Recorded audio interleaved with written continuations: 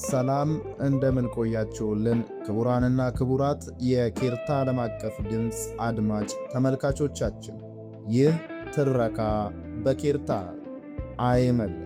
ደራሲ ተስፋ ገብረየስ ዘምድረ ከብድ፣ ተራኪ ትልቅ ሰው ስዩም። በየሳምንቱ በኬርታ ዓለም አቀፍ ድምፅ በኩል ይጠብቁ። እስከ ዝግጅታችን ፍጻሜ ድረስ አብሮነታችሁ አይለየን የሚለው ግብዣችን ከልብ የመነጨ ነው። በባለፈው ሳምንት አይመለል የተሰኘውን በተስፋ ገብረየስ ዘምድረ ከብድ ተጽፎ በልጃቸው ወርቁ ተስፋ የተዘጋጀውን የታሪክ መጽሐፍ በክፍል 9 ዝግጅታችን ምዕራፍ 3ን የወራቶች ጸባይ የተሰኘውን ርዕስ ጀምረን ያልጨረስነው ሲሆን በዛሬው ዝግጅታችን ደግሞ የዚህን ርዕስ መጨረሻ ይዘንላችሁ መጥተናል። ተከታተሉ። በጉራጌ ሀገር በየቦታው የጤና ምንጮች እየፈለቁ ለሕዝቡ ከፍ ያለ አገልግሎት ይሰጣሉ። ከእነዚህም ሌላ ሕዝቡ በየደጁ ኩሬ እየማሰና ግድብ እየገደበ ክረምት ባጠራቀመው ውሃ ዓመት ከዓመት ይጠቀምበታል። የበጋው ወቅት በጣም ተራዝሞ ድርቀት በበረታበት ጊዜ በኩሬዎቹ ሰውም እንስሳትና አራዊትም በአንድነት ስለሚጠቀሙባቸው ውሃው ከመቆሸሹ የተነሳ ትል እየፈጠረ ሕዝቡ በተላላፊ በሽታዎች ሲጠቃ ይታያል።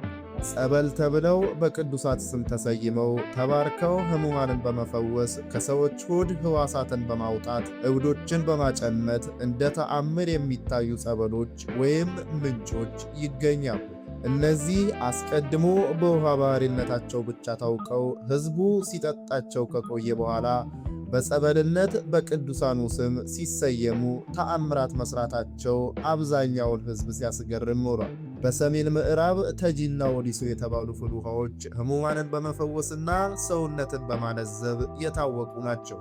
በጨቦ አካባቢም በየተራራዎች ጥጋት የሚፈልቁት ምንጮች በየበኩላቸው እየፈሰሱ ሕዝብንና እንስሳትን እየመገቡ ለወፍጮና ለመስኖ ለመሳሰሉትም ተግባራት ሁሉ እያገለገሉ ወንጭ ሐይቅ ከሚቀላቀሉት በስተቀር በየግንባራቸው ጉዟቸውን ይቀጥላሉ።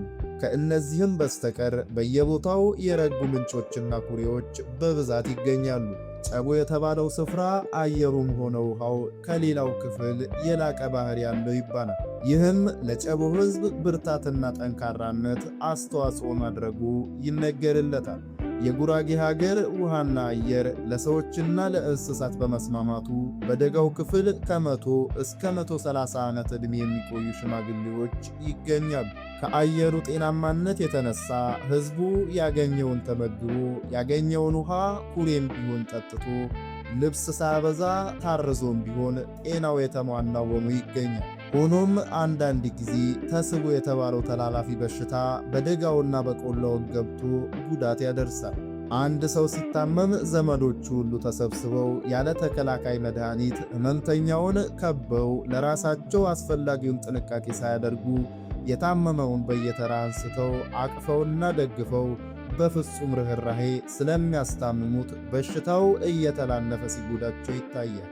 በቆላው ክፍል የወባ በሽታ ተስፋፍቶ ይገኛል። ወባዋን ሆነች የተስቦ በሽታ ሕመምተኛውን ቢያጠቁትም የሀገሩ አየር፣ የእንሰቱ ምግብ የበሽታዎቹ ጎጅነት እንደሚያቃልሉት ይነገራል። በቆላው ክፍል የወባ በሽታ ተስፋፍቶ ይገኛል።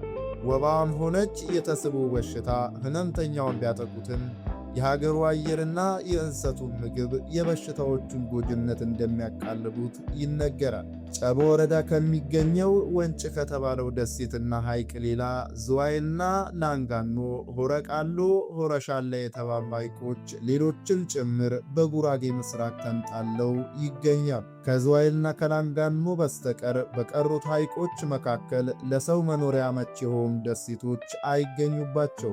ዝዋይ በተባለው ሐይቅ በውስጡ አንድ ከፍ ያለ ደሴትና ሌሎችም ትንንሽ ደሴቶች ይገኛል። በደሴቱ ላይ የሚገኙት ባላገሮች ከመንዝ አማራና ከጉራጌ የዘር ሐረግ የወረዱ ናቸው። ቋንቋቸው ልዩ ሆኖ ወደ ጉራጌ ቋንቋ የሚያደላ ነው። የግብር ስማቸው ላቂ ይባላል። ቀዛፊ ማለት ነው። ከረጃጅም ጓሳ ሳር ጀልባ ሰርተው እየቀዘፉ በውሃው ላይ ይሄዳሉ። ከብትም ሆነ ዕቃ በዚያው ጀልባ ለማመላለስ ይችላሉ። እምነታቸውም በወንጌል ጥምቀት ነው። በደሴቶቹ ውስጥ አብያተ ክርስቲያናት ይገኛሉ። በትልቁ ደሴት ውስጥ የሚገኘው የጽዮን ማርያም ገዳም ነው። አንዳንድ ጊዜም አመፀኞች ደሴቲቱ ውስጥ በመንግሥት ትእዛዝ ይታሰሩ ነበር። በአሁኑ ጊዜ ደሴቱ ላይ መንፈሳዊ ትምህርት ቤት ተቋቁሞ ይገኛል። የነገሥታቱም የገዳማቱና የአብያተ ክርስቲያናቱ ዕቃ በግራኝ ዘመን ደሴቲቱ ውስጥ ይቀመጥ ነበር። ይህ የወግና የክብር ዕቃ እንዲሁም ነዋየ ቅዱሳቱ በዳግማዊ አጼ ምኒልክ ዘመነ መንግሥት ተገኝቶ እንዲወጣ ተደርጓል። ወይዘሮ አጋያ የተባለች የንጉሥ ዘድንግል የልጅ ልጅ ከአባቷ ከኤረር ከተማ በቦጋያ የተባሉ አረማውያን ባሳደዷት ጊዜ ወደ ጉራጌ ሀገር ተሰዳ ዝዋይ ከተባለው ሐይቅ ውስጥ ባለው ደሴት ላይ ብዙ የነገሥታት ዕቃና መጻሕፍት ከልዩ ልዩ የታሪክ ቅርሶች ጋር አግኝታ ወደ ሀገሯ አርሻ ወሰደች። አርሻ የተባለው ሀገር የእቴጌ ማርያም ስናጉልት ነው ሲል በጎንደር ነገሥታት መጽሐፈ ታሪክ ውስጥ ተጽፎ ይገኛል። በዝዋይ ደሴት ውስጥ የሚገኙት ባላገሮች ከግራኝ በኋላ አንዳንዶቹ ከኦሮሞ ጋር በጋብቻ ተቀላቅለዋል እንጂ ይዞታቸውን ሳያስነኩ ሕልውናቸውን ጠብቀው በጦር ሳይደፈሩ ቆይተው በ1886 ዓ.ም ዳግማዊ አጼ ምኒልክ በጦር ኃይል አስገብረዋቸዋል። በደሴቱ ውስጥ ከሚኖሩት ጎሳዎች ውስጥ ትምህርቴ የተባለ ከአይመለል ካህናት ወገን የሆነ ጎሳና ወይዘሮ የተባለ ከዝዋይ ባላገር ወገን የሆነ ጎሳ በወገን ሐረግ ይገናኛሉ። ቄስ እረፍቶ በርካል የተባሉ ከአይመለል ካህናት ወገን የሆኑ ሰው በወገንነት ስም ከደሴቱ ገብተው ባላባቱን በልዩ ልዩ ምሳሌ ሰብከው ነገራቸውን እንዲቀበል ካደረጉት በኋላ ደሴቱ ውስጥ ያለውን ዕቃ ሁሉ አውጣና ጠበል ረጭቼ ባርክልሃለሁ፣ ከዚያ በኋላ ሁሉ ነገር በጎ ይሆንልሃል ብለው ዕቃውን ሁሉ አስወጥተው ባርከው ወደ ቦታው እንዲመለስ ማድረጋቸው ይነገራል።